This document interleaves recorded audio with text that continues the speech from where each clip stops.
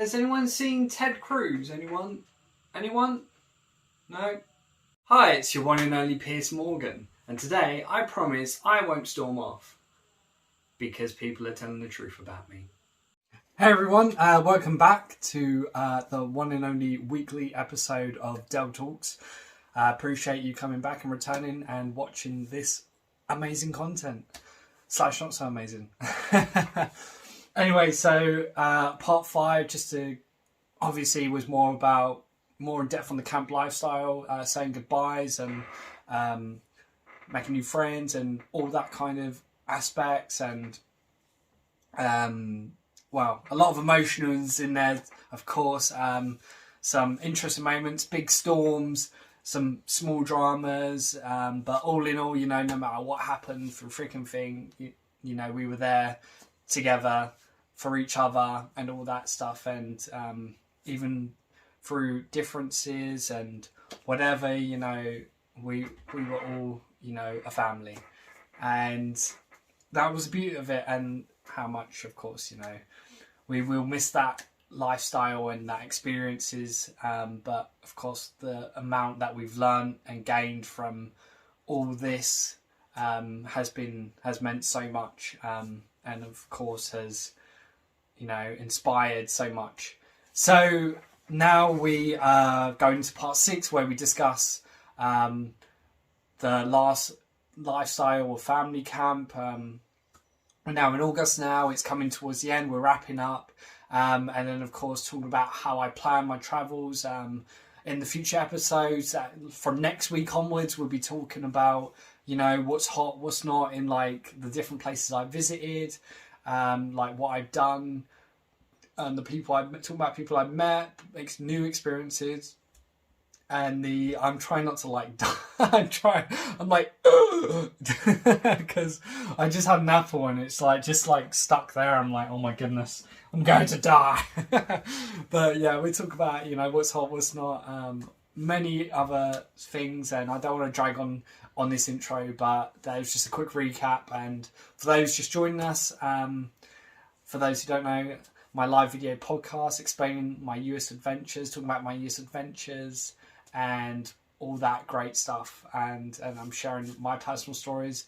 I have the pleasure of sharing my personal stories with you all out there, and again, appreciate for those returners too. So sit back, relax and enjoy this part 6 series of this unknown part of series of Dell Talks.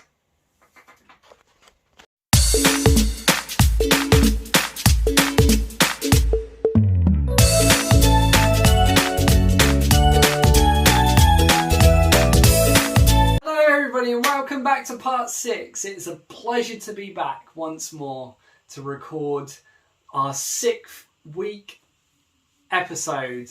And I know, of course, I have been very, very excited to speak about this wonderful subject of camp, which of course people get tired of me being passionate about this kind of lifestyle, even though yes, I've experienced it once, which is such a shame to even say that, because it just sucks that I haven't had that opportunity to go back. I wanted to go back, you know, last year, and I couldn't do it because of obviously everything that's happened, but it's just been, it's been what it is really. But hopefully, you know, maybe one day a different opportunity will come there. But here I am sharing these real life experiences and knowledge for you all, and just to remind you that, you know, you are never too old to be passionate about anything you want to do.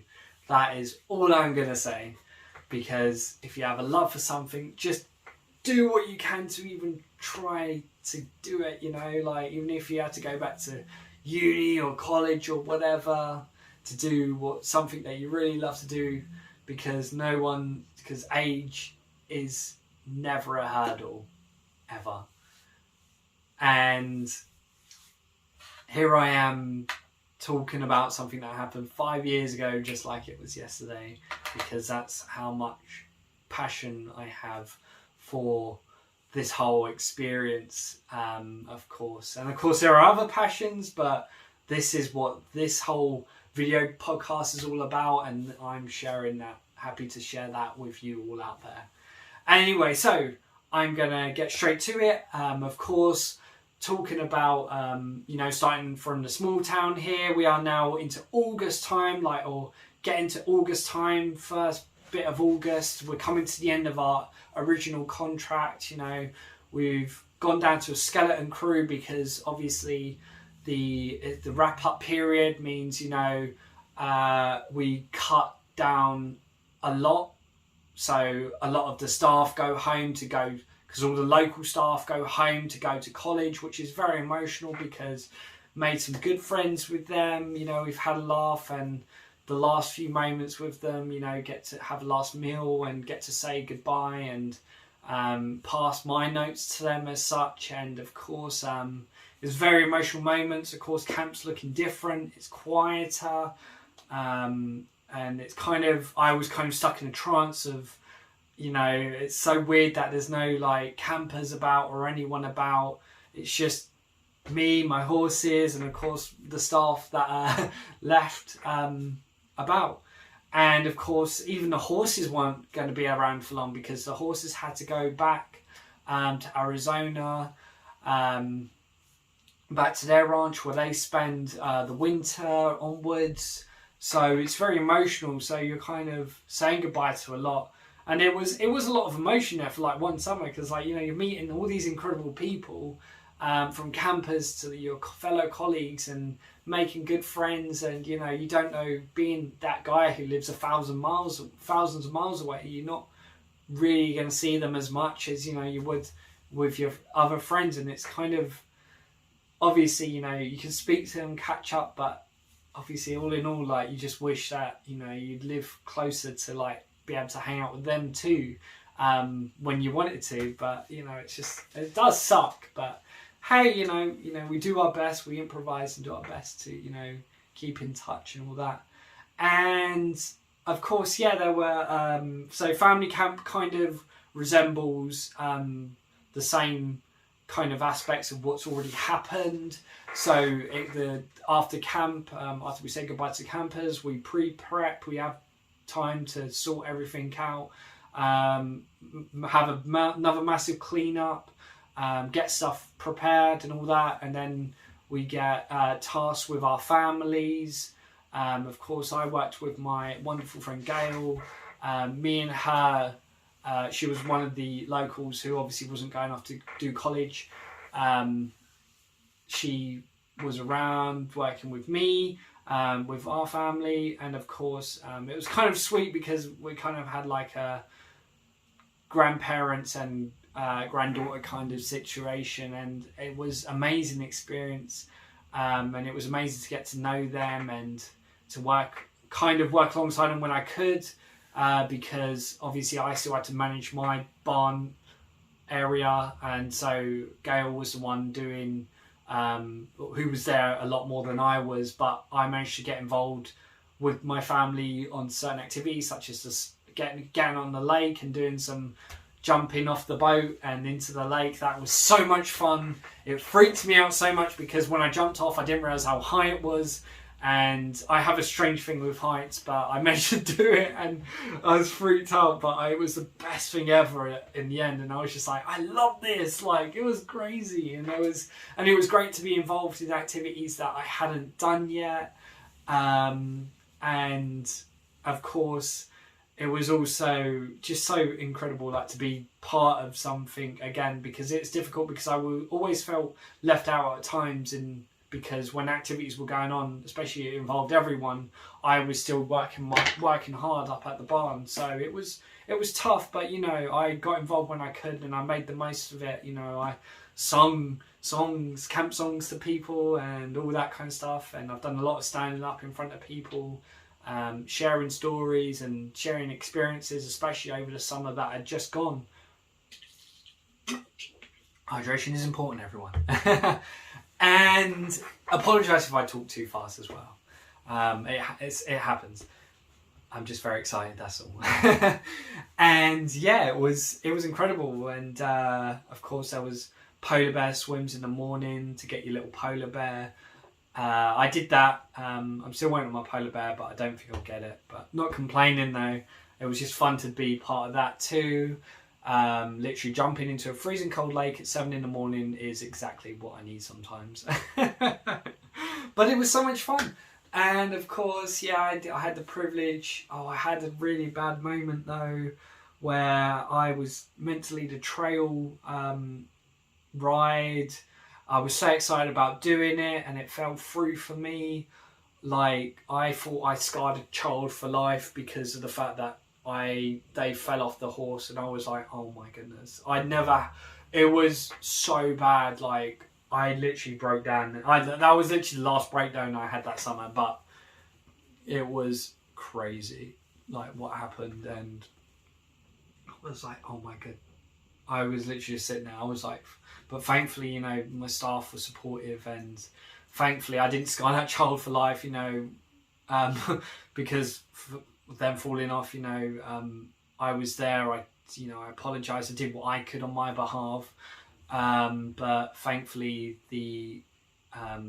hopefully they were understanding, and I did my best, you know, and, you know, the camp did their best. Of course, they did one-on-one training sessions with that, but I was so upset though, because it dented me so much because of the fact that, you know, I'd been saddling up horses all summer. But the only thing that happened is what I acknowledged what happened was, when we went to pack the saddles away, they all got mixed up. So even though the saddle fit, it didn't fit precisely. So when they was going around with me in the big paddock, I also had a problem too, because the reins I grabbed, because everything happened so quickly, like the reins I grabbed with the bridle were like really short. They were like really short, and I know it sounds stupid, but they were like short. Like, I had the wrong one for the wrong horse, but I was just trying to manage with what I could. And obviously me choosing an alpha horse and choosing the simple beginner horses for the child and all that, when I was looking back, keeping an eye, and things were fine, going well, and then I saw the saddle go, and I literally, like, obviously didn't want to start on my horse, so I like jumped off safely and went over, and obviously did my best with the situation at hand. But again, that emotion of, you know, crap, I've scarred this child from ever riding again. That's what I thought I'd done. But thankfully, of course, you know, after the scenario, I am obviously when the director got involved, told, reassured everything's okay, you know, again, as well as me reassuring. And obviously she gave, you know, one-on-one lessons, and of course things worked out for the best in the end, thankfully. And it turned, you know, even though it went bad, but I felt so bad, like, oh my goodness. It never happened again, thankfully. Like, out of all the times, you know, for something like that to happen, it happens then, and it's like, it's so bad. It wouldn't have happened if I'd just been less of an idiot. But yeah, thankfully, you know, things worked out well in the end. But I wasn't proud of that, but I learnt my lesson, and I know, you know, yeah. But moving on now, you know, I have other positive things. You know, there were games nights involved, getting involved playing Monopoly, which was fun, but also difficult, because my tactic is to usually, like, overprice, pay for properties off people, and then put hotels, and then get my money back that way. But it was difficult playing Monopoly against Americans. They know. But yeah, it was tough. It was again, being in the trance of, you know, the quietness and how much quiet was. There were like friendly pranks going on too, like just randomly strung up items, like, I don't know whether, like, not tinsel, but it was like I don't know what. I think it's like kind of the stuff they use on like. It's like the paper kind of tinsel looking stuff. It was like really weird, but there's just like they did like advise us that, you know, friendly. They didn't call them pranks. They called them like, that's gonna bother me. They called them like friendly gestures or something like that, where like I don't know, like, you know, filling up someone's, you know, just throwing a whole bunch of balloons in someone's room or something as daft or that. It's just like simple stuff. So it's nothing. So something that would make someone laugh and not, you know, like it wouldn't make anyone laugh. Like not something like over the top that would like, you know, pee him off or something. No, but anyway. So yeah. So there were kind of like these friendly gestures going around, which was very amusing, and there was so many, like, of course we had campfires still. I stood up again, shared my experiences, and of course got to know my family that I was working alongside and all that kind of stuff, as well as managing around my day-to-day tasks as normal. And yeah, it was a lot. It was very good, and it was very nice to experience these experiences, and it was a pleasure working alongside my family and being a part of more activities over this like week or so. And with that wrapping up, of course, others on the other side of things, you know, on the other camps, you know, still speaking to them, hanging out with the friends. Obviously there was still the UK lot that was with me, as well as some of the other Americans that we made friends with, and of course some of the other internationals, the Australians and the Eastern Europeans, and of course a lot of the chefs that were still around, you know, kind of hang out who we could, like, you know, trying to get everyone in to say our goodbyes and all that. Of course we got to say goodbyes as well at the end of the period of family camp 2, before, you know, we packed and went off on the road to the airport to get dropped off at the airport. It was emotional. Again, it's very emotional because there's a lot of goodbyes, there's a lot of hellos and a lot of memories shared and that. And it's not the last goodbye. I mean, again, I don't know if I've already said, but, you know, it's hard to, you know, say goodbye to someone, you know, you don't know how long it's going to be until you next see him, kind of thing. But hey, you know, you're always going to be there, and you've got, you know, social media and all that, so it's easy to keep in touch. And of course writing, I still like writing to people. I did do a bit of writing to people in the early years after camp, when I had the time to, and that, and I enjoyed that. And of course keeping in touch, even if it's like once at least, like, you know, I know for me it was really bad because sometimes it's like twice a year. And because time goes so quickly, sometimes you don't realise. It's like, oh my goodness, has it been that long since I last spoke? Like, and it freaks me out. But yeah, it's like, I don't ignore people, you know. I will always message someone first, or message someone if they message me, you know. Even if I can't do it straight away, I will get to it. I'm one of those people, and of course, you know, I don't want anyone feeling left out. Like, I am thinking of these people, and, you know, wishing the best and wishing they're okay and all that. And yeah, so I don't want to drag too much about it, but, you know, you get the point there. And so yeah, we're kind of obviously now wrapping up. We're wrapping up the barn area. We're power washing. We're raking. We're shoveling, and we're making it as what it was. You know, kind of resetting it, doing reset. The horses are going off now, which is very emotional, saying goodbye to them, because they have been my babies for the summer, you know, and it's emotional saying goodbye to them. I got a couple of last pictures, and it's weird, like, the campers are gone, the horses are gone now, and now I'm going, and it's like, just, if like, it just goes like that. Like, you know, you wait like 100 days to go to camp, and then camp comes around, and then now you're like already saying goodbye, and now you're going on your traveling experience, and it's a lot. Like, it's a lot to process here and here, but you've learned so much and gained so much. Like, even if it's you know, communicating, even if it's like making new friends or, you know, learning new things, like learning about new cultures and everything, all those kind of aspects. And there's so much that I learned, and of course, you know, a lot I took on to become a better person.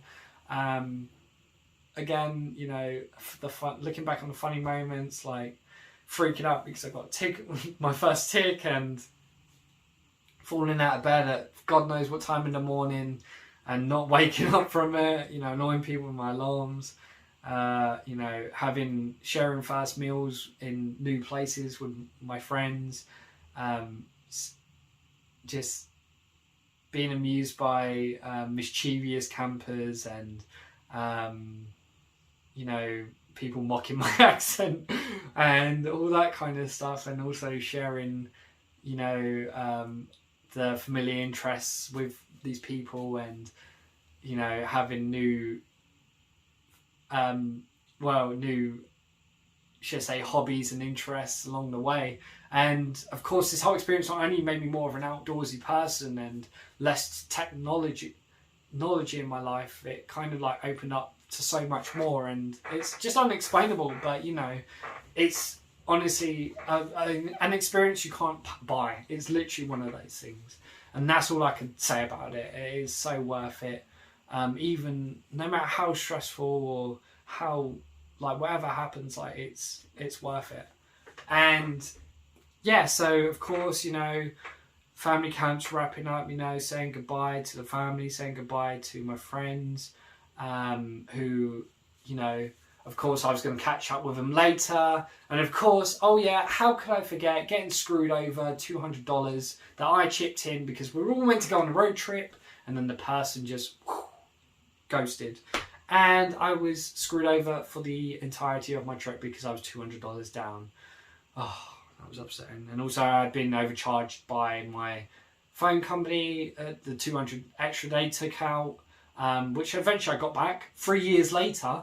3 years later, they sent me 200. Like, oh, here it is. Sorry we overcharged you 3 years ago. Jeez, that was such a... So I was had to be mentally and financially ready for the trip ahead, which I would say. So I'm just going to talk a little bit about it, but of course I just wanted to share like how I did it. In this tin here, I have my box of memories. I have still have all my friendship bracelets. I've got tickets from trams in all the cities I've visited, the subway system, taxi tickets too, and all that, and so much in here. So yeah, here it is. So I've never been organised. I won't lie. I've been organised, but obviously when I came to camp, I eventually became more and more organised day to day, and it was incredible. Like and then I just eventually got there in the end, and I wrote down. So when I was planning my trip, I planned it in like 4 hours over 2 days, in the last 2 days of camp. And so I as you can see, I've written down the dates, like the coach that I was catching, where I was catching it from, what gate, and I had to be so precise to where I was going to be, because I decided to use Megabus. Originally it was going to be Greyhound or interstate flying, but that's really expensive, and I wanted to be as savvy as possible as I could with my money. I wanted to save as much as I could, because I'd rather spend $30 on a bus ticket, or $30 on a bus ticket, and they can be cheaper if you book well enough in time, but I knew Megabus better than Greyhound, because Megabus was something we have in the UK, and of course the good thing is they've got Wi-Fi, they've got charging ports, so I can also charge, and also because of the fact that I knew I want to be clever, so I took the bus journeys at night time, so I had a lot more money. So I could save money sleeping. So I could sleep on the bus journey, and even though that was difficult, I still did it anyway, because I was more excited about getting to places rather than my own comfort of sleep. But again, I made up for it by sleeping in beds on my extra days I stayed in. So I wrote down that I've got the 3 pages here for all my trips, I believe that's the wow. Yeah, so it did get a bit confusing at the bottom here. Wait. Oh no, here it is. Sorry, this is my last page. Yeah. So I had a bit of time in so of course, because I had to end up, because you've also got to get to your airport, your correct airport that you set before the summer. So I was flying out of Newark, so I had to plan my journey from, so Minneapolis is here. I had to go down and then all the way up, and then to New Jersey. So that's kind of the concept I was looking at. So originally I wanted to go do the same thing, but go into Canada and then come back and then do a bit more. But in the end, yeah, that kind of obviously with the finances and that was difficult. But we managed well. I also came across Couchsurfing. I don't know. I think someone must have recommended it, but I came across Couchsurfing. I checked it out. I eventually made a profile on it.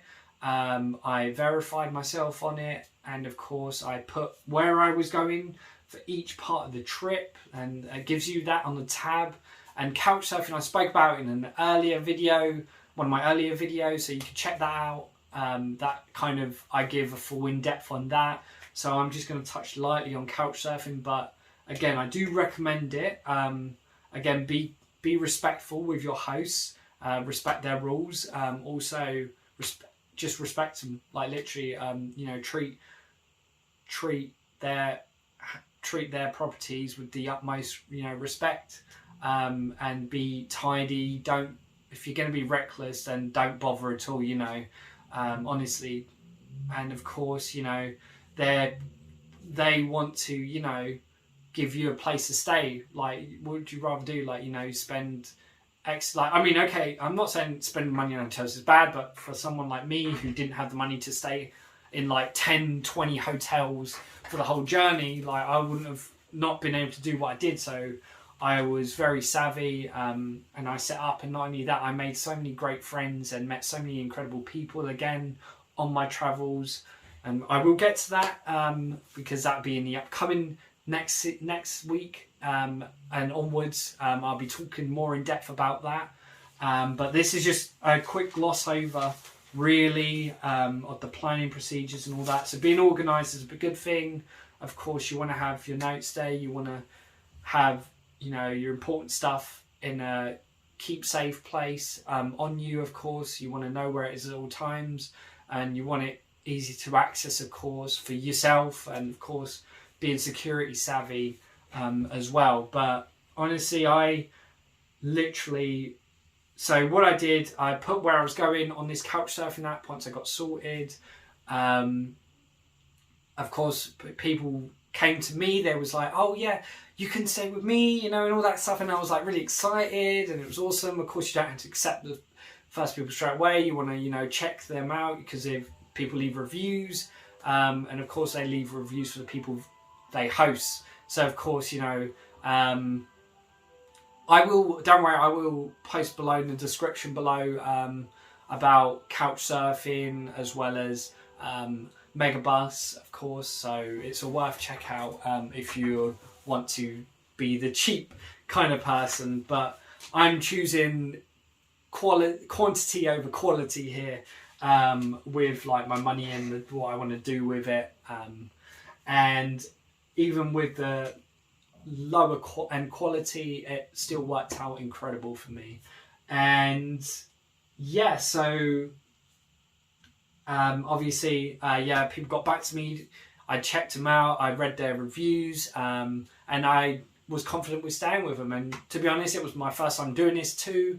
I wasn't really nervous. I was more excited about seeing the places and all that. And of course, nobody really broke that trust with me.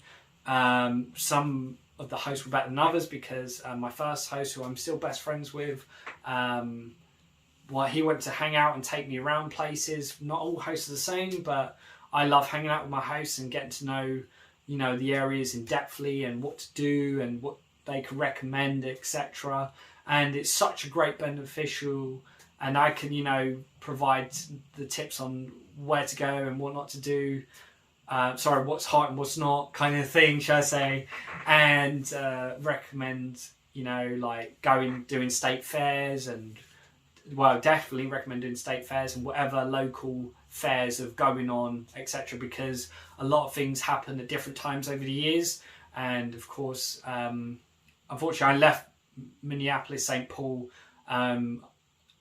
after 24 hours. I didn't think much about staying and all that, but I did decide to spend 24 hours, which in the end turned into be a place I fell in love with within 24 hours, just because my host showed me around and I fell in love with the place. And unfortunately, also because like I was originally going to stick around to see my friend Leah, hang around in the city with her and all that, but she she really I don't know, she screwed me about, and I didn't really like that because I've already been screwed about a lot before. So because of that, I didn't really want to stay around in town that long. But it was heartbreaking because I did want to spend time with her and say hi and all that, but I just couldn't do it because of the way I was treated from her. So yeah, a bit of drama there, but sorry to share that. But it's true. That's the reason why I spent 24 hours there.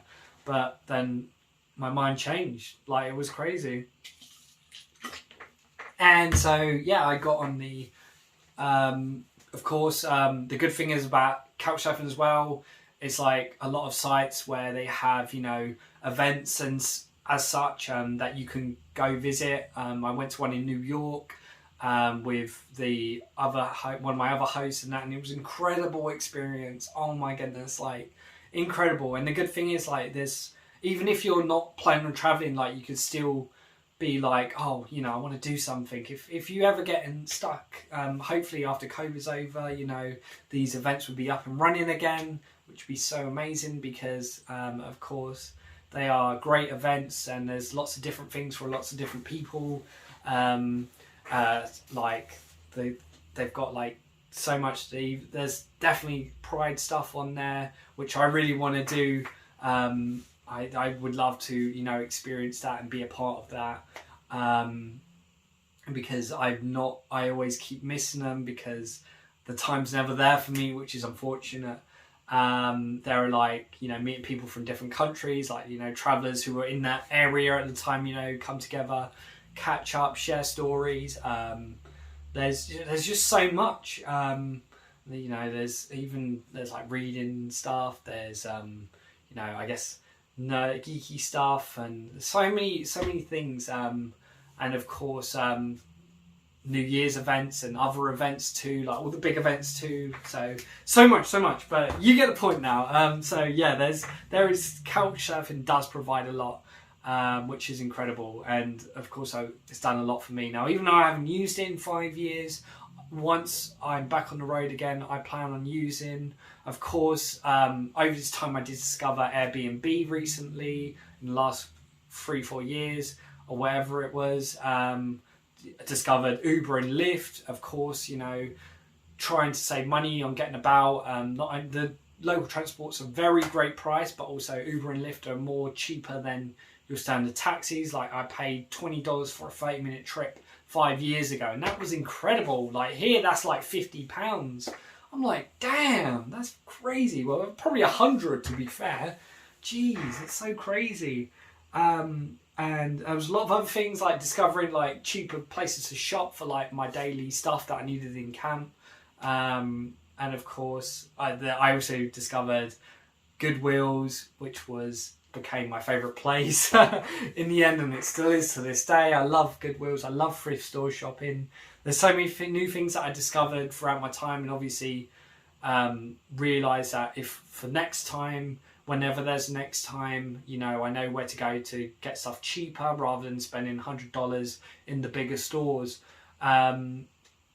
But hey, there's nothing wrong with making the most of it, eating the American candy, the American food, trying all kinds of new things. Like, yeah, we get fed day to day, but it was mainly the snacks and that, you kind of are a rarity and a treat that you kind of want to have and make the most of. Of course, the food brands that are just over there too. Like, I had a love for trail mix and Brookside candies, the pomegranate covered chocolate. Oh, it's so many new things that I loved. And of course, I spent a lot of money on over the period of time. And of course, not stuff that I needed, but eventually, I got round. And I had to like get rid of a lot of stuff because I could not like carry it all in my bag. So I had to like obviously get rid of stuff and donate stuff, just so I can successfully run around with this massive bag on my back, for the whole time. But it was a great pleasure, and I did have a really amazing like eagle feather that I really want to bring back with me, but I didn't, because out of respect, because I wanted to, not to bring back foreign items, that could, be bad for the environment over here. But I would have happily, I'm hoping next time I could sort something out where I could like bring one home and just have it, there as a another memorabilia, because again, I love all my memorabilia in here, all my bus notes, from all my campers and all my fellow colleagues, and the friendship bracelets that I got from everyone. They all mean a lot. This means so much, and there's a lot of love in that box right there. And of course, the being organised as well is very important. But I think that's all I'm gonna really. I think that's everything I covered up. But again, if there's anything you want to know, I'm here. So send me a message, comment, whatever, however you want to talk to me, and I hopefully can, maybe do a Q&A episode for you guys out there, if you want to do that, frequently asked questions kind of thing. Like, I'm happy to do something like that for those who first time to the US, or for those who are not so experienced, or first time going to summer camp, etc. Whatever, again, it's been such a honourable, eye-opening summer. And now next week we're on the road, starting out Minneapolis, St. Paul, going to Chicago. So there's that to talk about, and it's really exciting. It's been a pleasure, and thank you all for watching. Pardon me, I'm going to perhaps a little bit, but it's been a pleasure. So thank you very much, everyone. Take care. I hope you have a lovely weekend, and I've got hiccups. But I look forward to you and catching you up on my adventures on the road. Peace out, everyone.